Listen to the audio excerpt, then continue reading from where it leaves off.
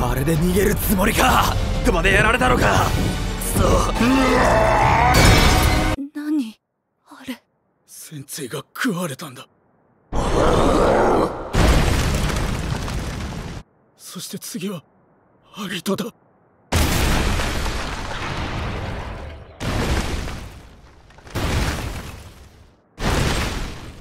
今後もお前らとの接触はない。顔を見せたのは最大限の譲歩だ。退避になる。初めて外国の要人を迎えるのだから。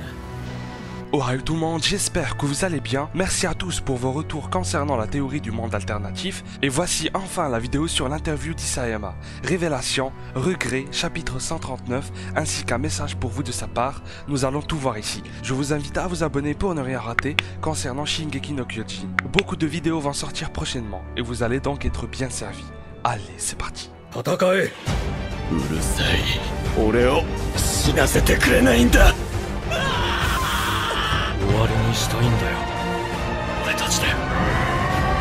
ミカサやアルミン、みんなを救いたいの。その名はエレン・イエーガー。ユミル・フリッツは自由のために戦った。宣戦布告を。名は進撃の巨人。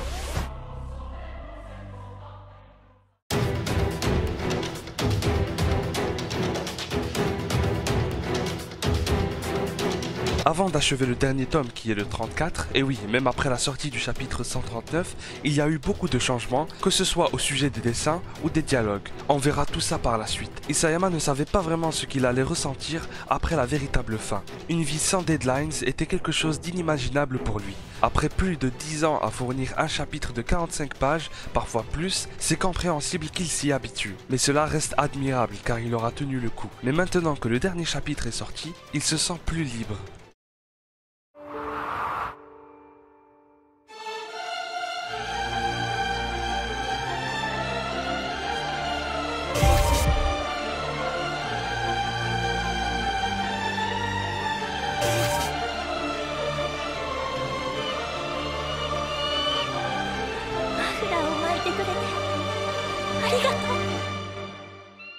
Concernant la fin du 139, la première idée qu'il avait en tête était de dessiner la dernière page divisée en 5 plans, mais il ressentait une certaine frustration concernant cela.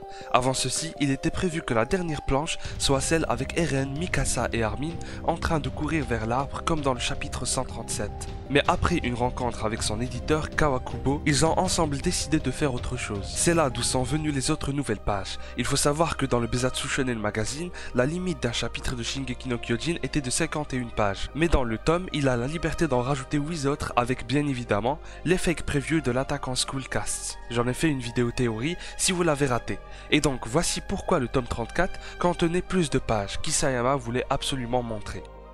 Raina, お前と同じだよ。一体何ができたよ。子供だったお前に。なあライナ、お前ずっと苦しかっただろ。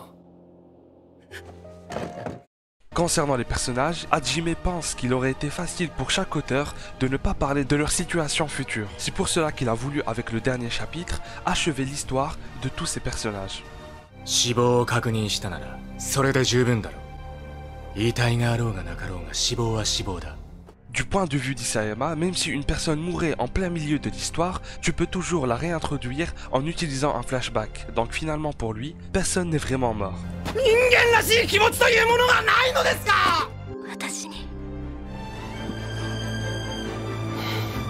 Mikasa allait véritablement embrasser Eren, sauf qu'Isayama à ce moment du chapitre 50 était trop timide pour pouvoir dessiner deux personnages qui s'embrassent. Et mon Dieu comment je me rappelle très bien de ma réaction de ce moment de l'épisode 12 de la saison 2. Et dans les commentaires ou même partout sur les réseaux, on pouvait vraiment trouver des personnes qui disaient que Mikasa ne voulait pas embrasser Eren, alors que la scène était très claire.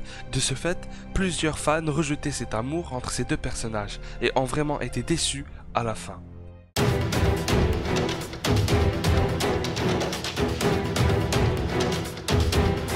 Lorsqu'Isayama avait commencé à construire l'arc-mars du tome 23, il trouvait vraiment difficile le fait de ne point évoquer les anciens personnages, comme Eren, Mikasa ou Armin et tout le reste. De ce fait, il était également dur d'attirer les lecteurs qui ne trouvaient pas cette fois-ci leur protagoniste favori. Vient enfin le passage préféré que j'ai déjà mentionné dans beaucoup d'autres vidéos, qui est celui du combat du titan assaillant et du titan mâchoire. Mais pas que, puisque le mangaka cite également le chapitre 44. 特別じゃなきゃいけないんですか? Cela dit, le meilleur chapitre pour Hajime Isayama est le 71, intitulé Un simple spectateur, parce qu'il a pu accomplir beaucoup de choses selon lui. Il s'est même surpris.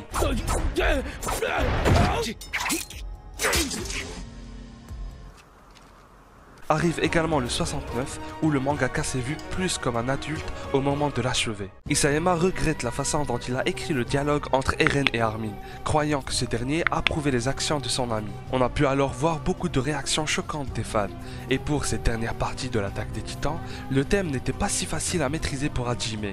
Il regrette alors le fait qu'il n'ait pas pu exprimer de la bonne façon, que ce soit en dessin ou même en termes de dialogue. Quand il avait fini le chapitre 139, il a vraiment cru qu'il allait rendre tout le monde heureux et fier, mais il pense qu'il a été très confiant. Ainsi, il s'excusa pour ceux et celles qui l'ont supporté depuis le début et qui les a comme déçus à la fin.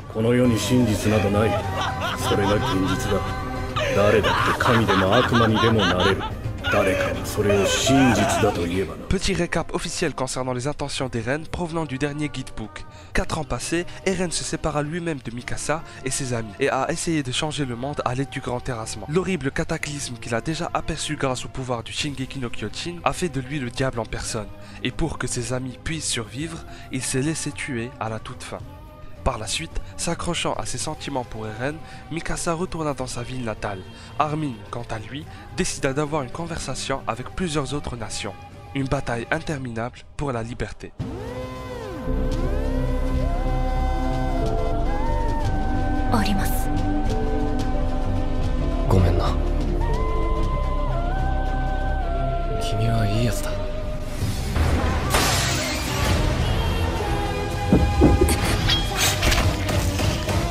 Plusieurs planches ont été redessinées par le mangaka, et voici une d'entre elles. Mikasa qui serre bien son écharpe, le titan originel d'Eren, et j'en passe. Sans trop perdre de temps là-dessus, je préfère l'ancienne planche de Mikasa. J'ai un peu de mal avec ce bras. Bref, ce n'est qu'un détail qui ne change absolument rien du tout. Isayama, je t'aime bordel. Et bien évidemment, le mangaka n'a pas oublié de se rattraper concernant la petite maladresse dans le dialogue d'Armin, et a donc apporté des modifications à sa phrase, ainsi qu'à d'autres bulles du chapitre, mais moins importantes. Après la mort d'Eren, il s'est réveillé en adulte à Tokyo et s'est fait renverser par Camionette-chan, donc finalement, la théorie du monde alternatif est confirmée, non? Je plaisante, gardez le like. N'empêche, c'est une planche officielle et je trouve que c'est une belle coïncidence avec la précédente théorie. Sachez qu'Isayama lisait également parfois les commentaires des lecteurs, et je n'imagine pas la pression qu'il éprouvait à chaque fois avant de finaliser un chapitre ou de prendre une grande décision. Après, même si Isayama s'est excusé, n'oubliez pas que les Japonais ont tendance à être trop modestes, et même s'il éprouve une certaine déception ou ne considère pas sa fin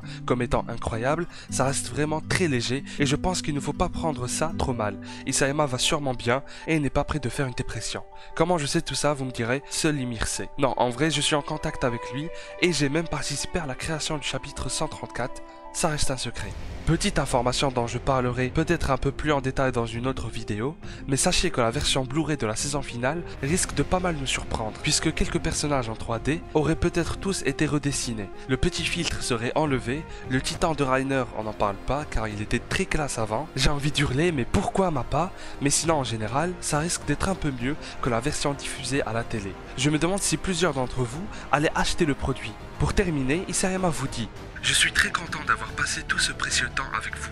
Par contre, il y a quelque chose que j'aimerais tellement faire, et je suis impatient de me balader en plein milieu d'un jour chaud avec un verre à la main. Je pense que c'est ce qui est la véritable liberté.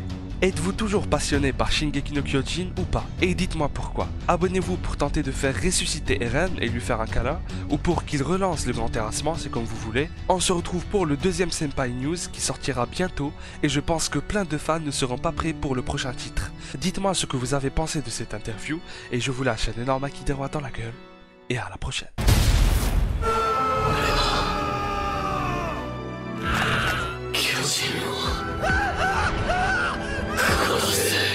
そしてその道は全て一つの座標で交わる。つまりそれが始祖の巨人だ。